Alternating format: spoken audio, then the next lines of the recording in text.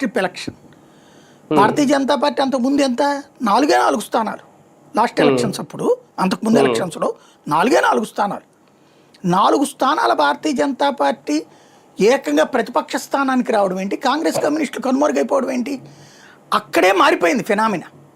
BJP ఏకంగా అక్కడ దాకా వచ్చేసిందంటే అందరూ మమత గొప్ప అనుకున్నారు కానీ పిచ్చోళ్ళు, కాంగ్రెస్ కమ్యూనిస్టులు తుడిచేసి బీజేపీ సెకండ్ ప్లేస్కి వచ్చిందంటే నెక్స్ట్ బీజేపీ అధికారంలోకి వచ్చేస్తుందని అప్పుడే కనబడుతుంది.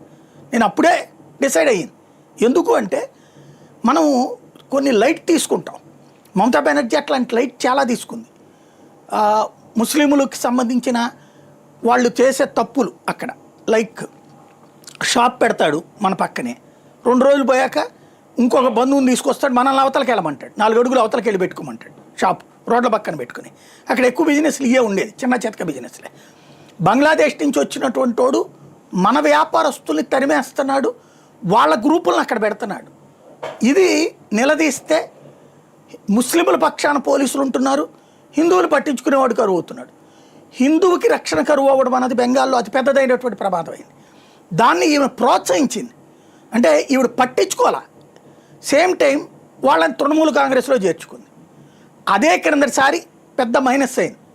అప్పుడు సరి చేసుకుని ఉండాలి ఈ 5 ఏళ్లలో. అప్పీజ్మెంట్ పాలిటిక్స్ కరెక్ట్ కాదు అన్నటువంటి. కానీ మరి